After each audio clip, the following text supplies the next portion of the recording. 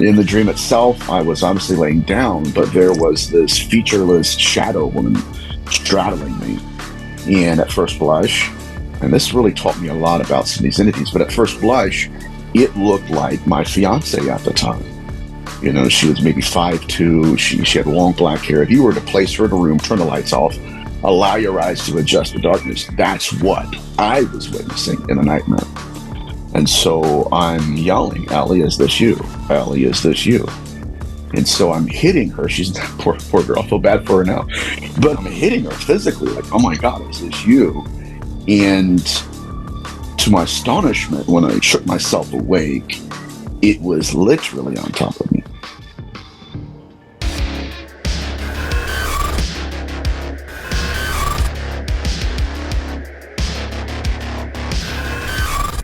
Welcome back. I'm here with Nathaniel Gillis. Nathaniel, welcome back, my friend. It's always good to see you. Thank you, sir. It's always good to be back with you. All right. So it's been not too long since we last chatted, but you had some work that some research that you've been doing on what we call second selves, bilocation, sometimes doppelgangers. I told you about a guest in the past that we had. I don't know if we talked about it on air, so I'm not going to say his name, but where there were reports that people he knew had encountered him in various contexts where he, may not have even been in the state at the time, and he would do something that was not helpful, right? Kind of doppelgangerish, right? Just menacing or hurtful, etc. I think, is it St. Teresa of Avila that was the bilocation to New Mexico before the Americas were even discovered, right? So I think when the Spaniards arrived there, they spoke, they saw things that were associated with the Catholic Church. They're like how the natives described St. Teresa, I think. I'm not sure if I have the right saint, but I might. Anyway, that's a long prelude to talk about this second self, because it's not one thing. There's like many different things that are associated with this. So with that long and meandering introduction, say more about this topic that you've been looking into. I think it goes without saying how fascinating it is. One of the first concepts of this occurring that I found in my work is from the Enuma Elish, where it says the ghost of a man is made from the flesh of a god, specifically a dead god. And so I kind of combined that literature with the Golden Bow, which is a fascinating work on anthropology, in that he talks about the nature of possession not having been demonic in a sense, but actually pre-existing all religion, and was designed by ancient warriors to preserve their life. And so what they would do if they were mortally wounded on the battlefield, they had mastered and almost weaponized the ability to dispossess their own body by virtue of projecting some form of consciousness that existed, material consciousness that you could touch. And so what they would do is they would, quote, dispossess their avatar and then commandeer an avatar of another. But in between, in that liminal state, whatever was outside of the bodies, whatever that was the result of projecting, and we would consider to be astrally projecting. So the research I've been doing is, what would that look like? Is the apparition actually its natural state, or is this some kind of fluid, shapeless mass that can contort into any shape it wants to be? So you take those case studies, then I kind of got into incubi literature, where this is equally as fascinating, incubi and succubi for that matter. I mean, we were discussing this prior, where the entity I encountered, the succubus I encountered, was both present in my nightmare and in reality when I woke up. Say more about that. More about this experience. Like, when did it happen? And this is the first time I've heard of it, at least. Yeah, in a show. We talked a little bit about it before the show, but this is the first. So years ago, before I was even in the field, I was kind of getting in the field, but I've been researching some of the darker nuances of the phenomenon. Anyways, I got off work on a Friday night, went to bed. It had been a long week, so I'm not shocked that I fell asleep as quickly as I did.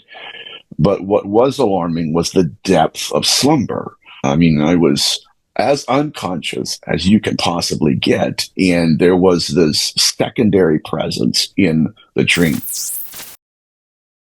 When the United States and China clash, the world will never be the same, especially when forces beyond reality threaten to intervene. What if the United States went to war with the People's Republic of China? How would these rivals fight for supremacy on land, sea, air, and across the stochastic streams of time? What wonder weapons would be unleashed? What horrors would emerge from the irradiated sludge of the South China Sea? What heroes would rise and forever change the course of history? Tread into the deepest and darkest dimensions of the multiverse, gaze through a kaleidoscope of fractured realities, and bear witness to the disturbing visions of World War III from today's greatest minds in science fiction, fantasy, and horror. Weird World War, China. Available now from Baen Books at baen.com. In the dream itself, I was obviously laying down, but there was this featureless shadow woman straddling me. And at first blush, and this really taught me a lot about some of these entities, but at first blush, it looked like my fiance at the time. You know, she was maybe 5'2". She had long black hair. If you were to place her in a room, turn the lights off, allow your eyes to adjust the darkness, that's what I was witnessing in the nightmare. And so I'm yelling, "Ellie, is this you? Ellie, is this you?" And so I'm hitting her. She's poor girl. I feel bad for her now. But I'm hitting her physically, like, "Oh my God, is this you?" And to my astonishment, when I shook myself awake, it was literally on top of me.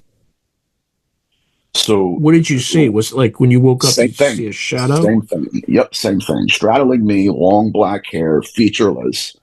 And so my fiance, which by that time she was awake, she was asking me, "Nathaniel, who is that? What is that? Who is that? What is that?" And so by the time everything was in control, like we were in control of our faculties, and okay, like we both see it, it had kind of faded into the darkness and left. My point here is that a lot of people are focused, hyper-focused even, on sleep paralysis, dream demonology, and even succubi cases. But I think it's worth noting that this entity was in two places at once. It was literally almost stretching itself into my consciousness. And then in a way, and this is important, projecting my own imagery upon it as a way to veil itself. I've often described this in my lectures where the phenomenon's present with but absent from. How is it present with but absent from?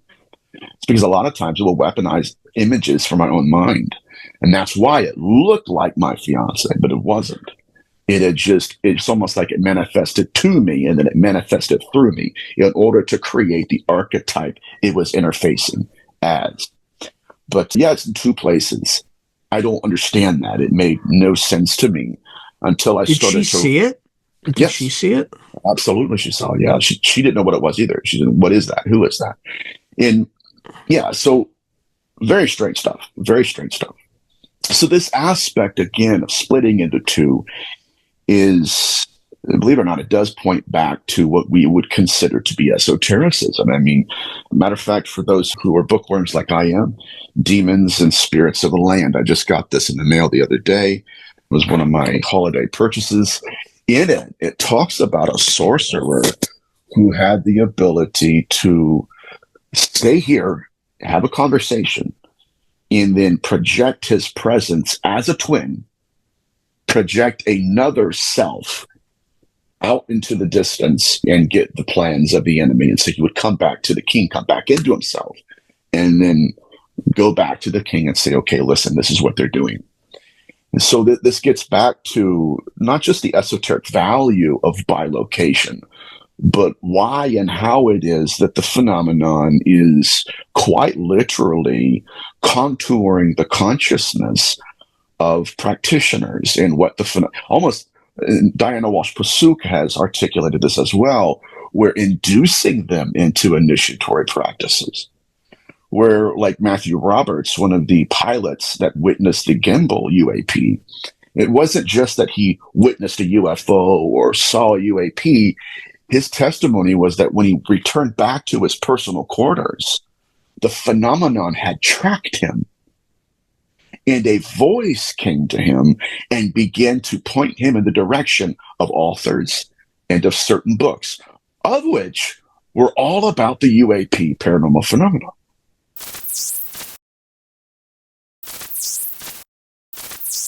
To advertise on Through a Glass Darkly, email throughaglassdarkly@gmail.com. So this is fascinating because, again, when people think, or when they hear me say that the phenomenon is structuring a narrative, I mean that literally. And it's not just that we have people witnessing UAPs. These seem to be initiatory practices that are almost triggering, by virtue of witnessing the phenomenon, triggering a secondary response within that individual, almost guiding them, and if not guiding them, measuring their abilities. Can you see this? Can you do this? What all are you able to accomplish? But this is also incredible. This is something we all need to pay attention to as well. This specific witness of the gimbal UAP was also visited by a succubus entity. He tells this story. He says that in the middle of the night, an entity manifested and began to groom him into a physical situation. I don't want to get you demonetized, so we'll just kind of skirt over that issue. But it was without consent, and most of the time he rarely had any concept of what was going on until the very end, when he was back to himself and realized what had just happened. When he went to the voice, basically the voice suggested this was another initiatory practice. Time out. If anybody knows me and my research, again, we all want this to be UFOs, extraterrestrials, and have nothing to do with any type of esoteric school or mysteries. At the same time, though, it's not the case. The correct model, or the more accurate model, is that they're not opposites. They're the same thing. And here again, we have another case study. But I would ask you a question, and as well as everybody who's going to watch this show, what kind of a mystery school would use assault as a virtue of initiation? And who in the world would say that's a good thing for us? Strange moment we're living in. The Russians do that to their recruits. I forget what it's called. Yeah. So they just brutalize them. And yeah, the U.S. military used to, assault, but troops, etc., or like recruits. But that's 40 years ago, maybe back in the 80s, may have been when. So, yeah, there's a lot of initiation rites that. Strange. To the point now where do I believe in the extraterrestrial hypothesis? Not really. It seems to be far more localized. Mm-hmm.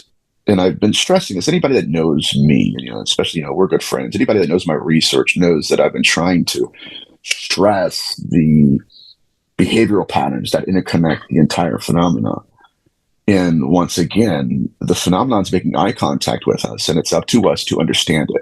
Even if it doesn't fit our model, what we have here, again, a UAP witness encountering what we would consider to be a succubus. So is this extraterrestrial? If it's extraterrestrial, then we have to go back in time and ask ourselves, okay, what about the succubus cases? Is this, if it's all lumped together, which we'll start to discuss some of the more nuances of UAP and orbs here in a little bit, it is. And ladies and gentlemen, some of the case studies aren't good.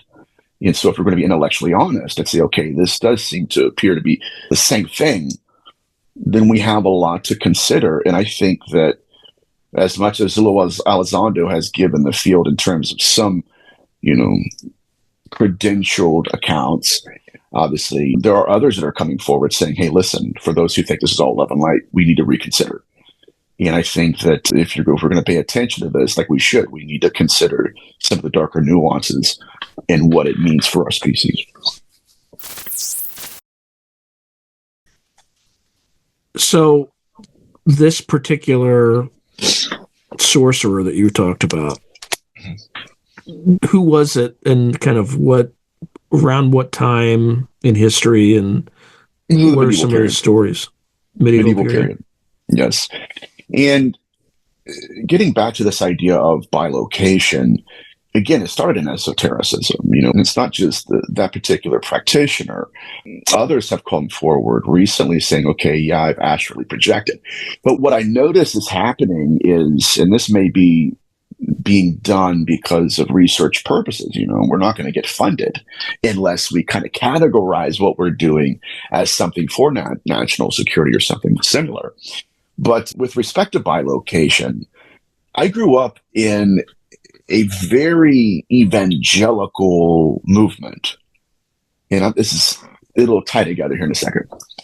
And my dad's old pastor would do that. He had a reputation where he would, in prayer, he would step into homes. Or one case study was fascinating, was that there was a young couple. There was a new guy that was coming to church. He was courting one of the young women. And so they went on a date. And that Sunday morning, the young man comes in. Pastor calls me off. And he had been warned, don't do anything untoward. You better be careful. When you're around him, his name was Hashir. When you're around Hashir, you need to think about Christmas. Because he will pick up things, just by talking to you. And so sure enough, where'd you go last night? Well, I went on a date. Yeah, okay. I was in the backseat of your car, and I heard what you said to that young woman, word for word. Listen to it.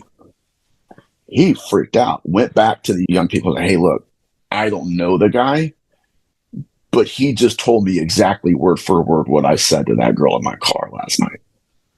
So that was my very first experience, or even, I guess, contact with people that had that ability to separate themselves from their own body, project their consciousness or whatever we would consider that to be, to a new location where they're in two places at once.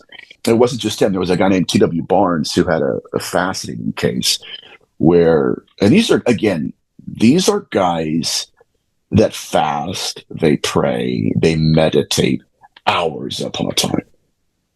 Hours. Yeah, it's the meditation. So in the Eastern tradition, when people are on the path to quote unquote enlightenment, they typically report, and this is apparently widely known in the East. In the West, we've forgotten, but they experience these things called siddhis, siddhis. And siddhis are supposedly distractions, right? You there's signs that you're on the path, but you shouldn't spend too much time on. So examples of siddhis are synchronicities, precognition, clairvoyance, clairaudience, that sort of stuff. Very weird stuff. Yeah. Matter of fact, to answer your question, to as far as levitation, right? Oh yeah. It hasn't been verified in a lab, as far as I know. I think somebody, but at least according to Dean Radin, but all these other things have. It's some of the weirdest stories I've ever heard. Forget what I've experienced. I've experienced a lot, or to me at least. But some of the stories I've been hearing about these guys, it's you can do that. By the way, you asked me who it was. I'll tell you what. It's on page 5. Chapter 5, verse 36, from the Book of Settlements, the Tale of Thornstein Oxford. What a name. That was the sorcerer, by the way, because I have ADHD. That was a sorcerer that can project, in a quote, he can send a double. Fascinating. But yeah, so anyways, another guy. So that was, Hashir did that. This individual did as well. But there was another guy named T.W. Barnes that, this is even stranger because it kind of authored its own mythology in the organization I used to be in 30 years ago. But T.W. Barnes went to go pray for a guy that was dying. And so T.W. is I did everything I usually do, anoint with oil, do the whole shebang. He goes, the next day, I get a phone call from the guy who was healed. And he's like, Brother Barnes, which is what they called him, Brother Barnes. He's like, thank you for staying with me last night. Yeah. This is probably what really got me in the field of the paranormal, brother, because I was like, what? He goes, yeah, thank you for being there. He's like, I don't know what you're talking about. He goes, I was there about 7 o'clock, stayed for about an hour, but I returned back to my house with my family for dinner. No, you didn't. You walked back in, pulled a chair out in the corner, and sat in that chair and watched me get treated. And you stayed with me until I fell asleep. And then when I woke up, I felt completely just 100% better, miraculously. Matter of fact, and there's another guy, crazy, because the same three guys, they all fasted. They all prayed hours a day. And whenever you were around them, you'd feel this presence. Like it was, I mean, I remember being around one where I was crying. I wasn't even emotional, Sean. I'm just talking. And like there was something physically happening to me. And it was just, they call it the anointing or unction, but I mean, it would push you back. It was like, whoa, like there's something with you. There's a guy named Jonathan Zuber who, by all measures, was an exorcist. He was a guy that he grew up in, I think, Texarkana, but he moved at 14, he moved to Ghana. So he was a missionary's kid, but he was taught spiritual warfare by the locals. And man. It was unbelievable. Like when he came back to minister, Sean, he walked by a lady that was at the altar and she was a young girl. As soon as he walked by her, she reared back. And this isn't Benny Hinn stuff, by the way. This is legit stuff. And she began to speak fluent French. Called him by name, Jonathan, goes into the spiel, and he interpreted it, hello, Jonathan, do you remember me? And he looked, and this is the whole word, this is crazy. He looked right at it in her and said, yes, I cast you out of a man in Ghana during a crusade. Then it was on, right? Then it was on. Makes the hair on the back of my neck stand up because it's real. This stuff's fascinating, but it is real. Anyways, he was talking about some of this particular phenomenon. He was sick in Mumbai, I think, one of the two, but he was very sick. And he was eating dinner with his family, or trying to. His Jonathan Super. And he was supposed to preach revival. He didn't know what to do. He thought he was dying. And at a particular time, it's strange. The time difference was different here in the States than it is there, obviously. But there was a man here in the States preaching a conference. Stop the conference. You can edit this out because I know people don't want to get super religious, and that's fine. But people always hear me talking about the dark stuff. I don't know. Maybe they'll like this. I don't know. But anyways, they said, we got to stop the conference. You can hear all the music. What's going on? I don't know. But Jonathan Super's being attacked wherever he is in the world. He's a known missionary, so they didn't know where. He's just somewhere. We need to pray. So as they're praying, time difference. Fast forward, Jonathan's eating dinner. Jonathan, according to his testimony, he said somebody placed a hand on his back. He said he felt it. And he said instantly, from the top of his head to the soles of his feet, his fever began to break. He was healed. Same guy, Jonathan Super, had his best friend at the time was a guy named Jason Sisko, who was also kind of a mystic. It's really what they are, mystics. And Jonathan Super was sick again, and he was fasting at the same time. So he was just in a bad shape. So according to his testimony, he said he was sleeping. He heard a noise, woke up, and in the corner of the room, he said it was like a window opened up. Boom, boom, boom. And he said he could see things walking by and flying by the other side. And this is weird, a foot came in. 1 foot, one leg. And a man crawled out of the window. It was Jason Sisko, his best friend. Talk about doppelgangers. Sisko prayed for him. Fever let up. Healed. Guy walked back into the window, and Jonathan said he could see things walking by, and the window collapsed. That was my first introduction to people having the ability not just to be in two places at once, but matter of fact, that actually opened up a new mythology within that movement to where they believed, and this is a whole nother rabbit hole we can go down. They believed that your guardian angel looked identical to you. Now, this is a much earlier concept we first hear in both Mesopotamia and some of the earliest Akkadian texts. It's going to blow your mind, where that again, the ghost of a man is made from the flesh of a god, not in the sense that when some people die, they evolve, other people die, they devolve. But there was a Hebrew word that they used, malakim. It came from a Akkadian Ugaritic word, actually, malakuma, in what was an angel to them originally was just a functioning word to describe the ghost of a mortal, the apparition that we've been talking about in this interview. So much so that we see snippets of it in the Holy Bible, especially in the New Testament, when Peter is allegedly died. At least his family thought he died. He was executed. So his family's gathered at their house. They see Peter coming to the door. And what scholars, especially within evangelicalism, they don't understand because it doesn't fit in their blueprint of angelology, is the family looked through the people, saw Peter, and said it must be his angel. Why? Because they were holding to that tradition. They didn't believe it was wings, right? Right? Oh, it's something. No, they believed that this was an apparition of Peter. He had died. He's here now. It's his angel. Now this kind of bleeds back into the original concept of what a fallen angel was. Those who had left their first estate. When you get into Chuck Missler's work, he talks about how they left their body. Not I fell from above. No, that there was once a species that were embodied. And again, this gets back into the golden bow, right? And that they had weaponized their ability to project consciousness, to project whatever this is inside of us out. In some of the research I've been doing, it's making sense so far, hopefully.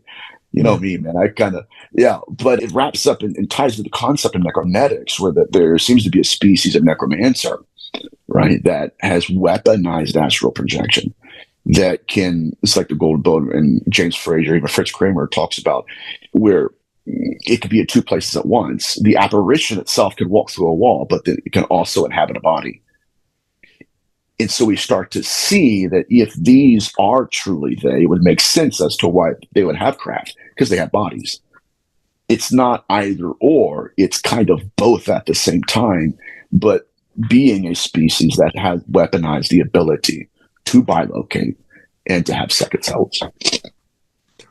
What do these second selves consist of? Like, are they solid objects, or are they just ethereal projections? I think they're both. It's not even that. The evidence suggests they're both. You know, some people say, okay, when I was talking about the skull experiment, that didn't happen. Well, the problem is this.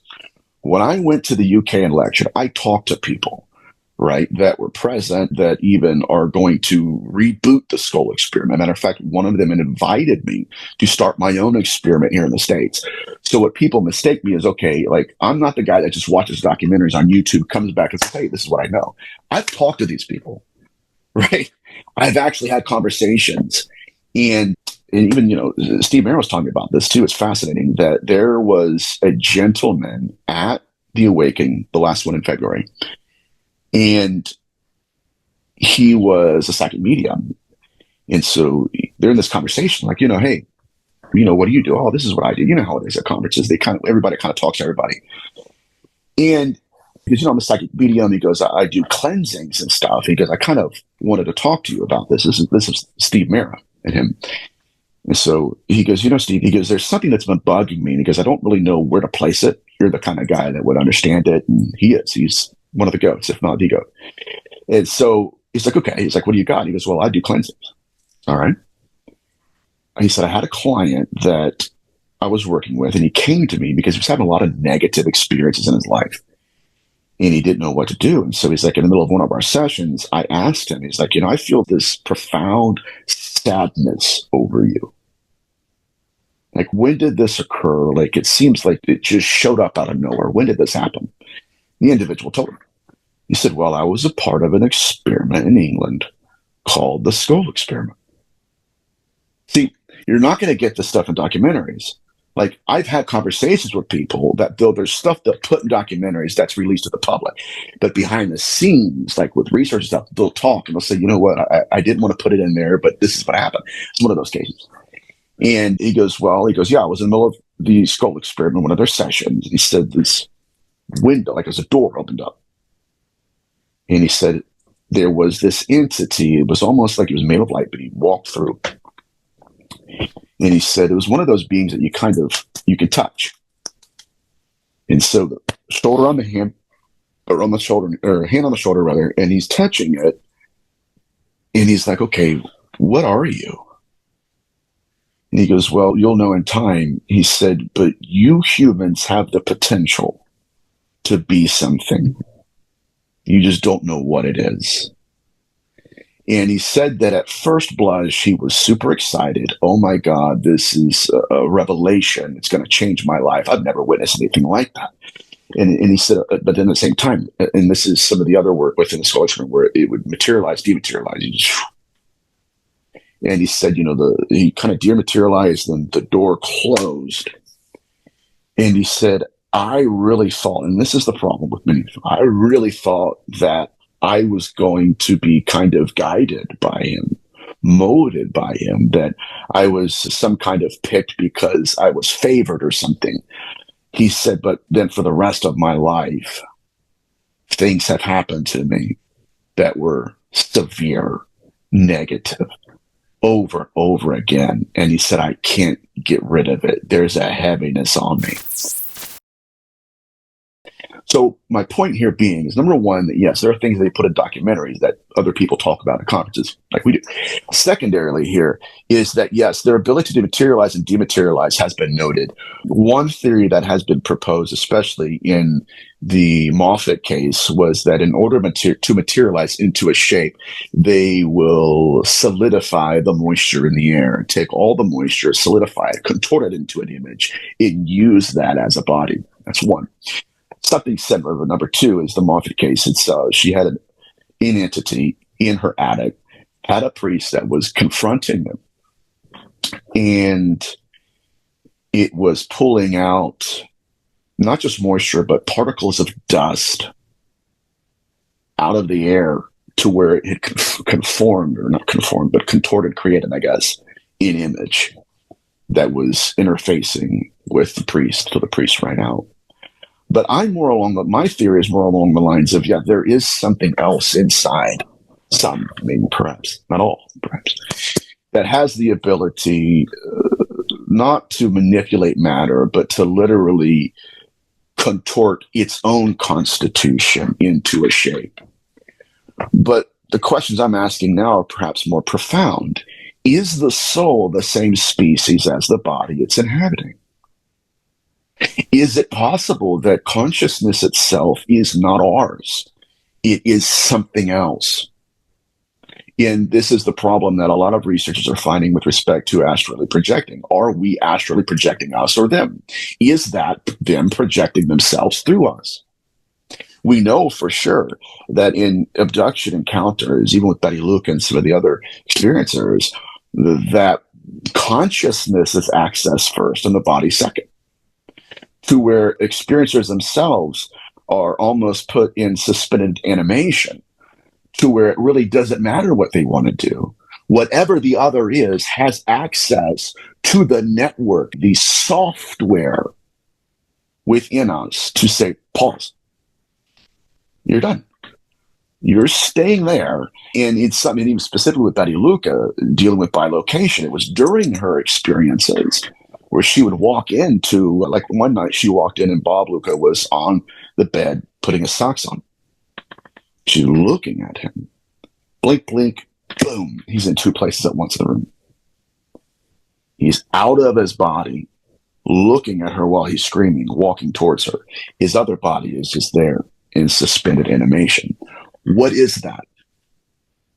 We know what bilocation is, right? We have a working vocabulary for that. But in terms of the species within the species, we're still learning.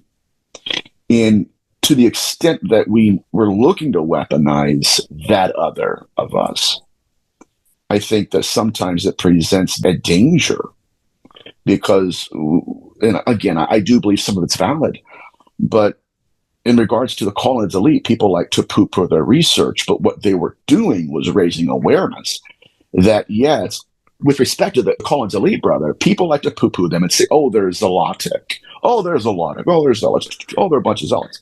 what they were trying to raise a red flag over was that it wasn't remote viewing that they were against.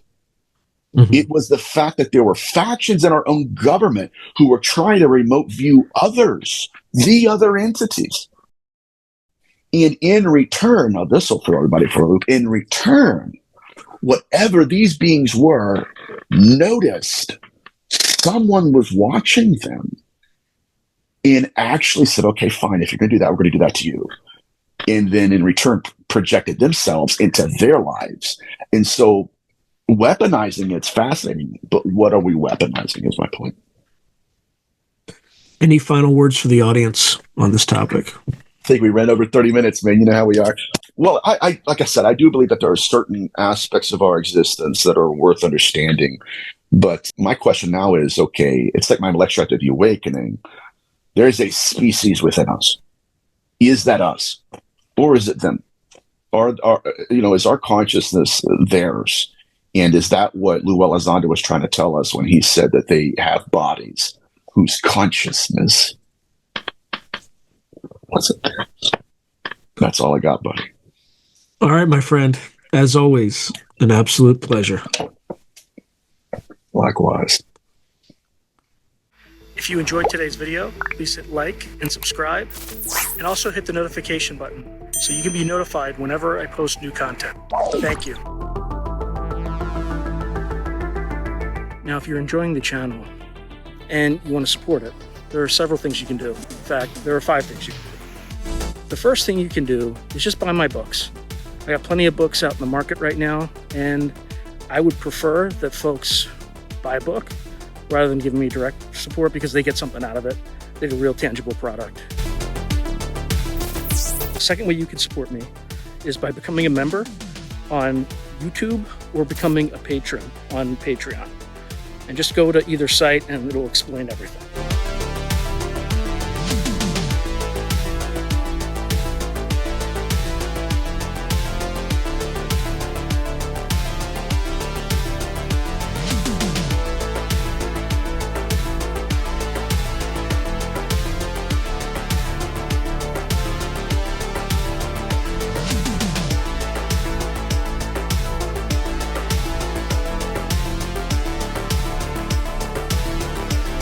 The third way you can support the channel is by checking out my merch site, which is here. There's plenty of stuff that you can get to support the channel. And I'd appreciate that you have it and you can wear it. Not only do you help support the channel, but you also help promote the channel, and I appreciate that. The fourth way that you can support the channel, and this is really easy, is anytime you want to buy something on Amazon, literally just go to the description below and click on any link, literally any link. The channel gets a cut of that, and it costs you no extra money. You just go through the link, as I'm part of the Amazon Affiliates Club. The fifth and final way you can support the channel is through donations. Now, I don't prefer these because it's more of an expression of gratitude, but you don't really get anything out of it as a subscriber to the channel. However, if you decide to do these options, there's 2 options. There's Buy Me a Coffee, which is a separate site, and there's also, you can go through YouTube with either a super chat, super sticker, or a super thanks. Again, I prefer Buy Me a Coffee because that organization takes less money than Amazon does. But either way, I appreciate any support you are willing to give the channel. So thank you very much and keep watching. I really appreciate it.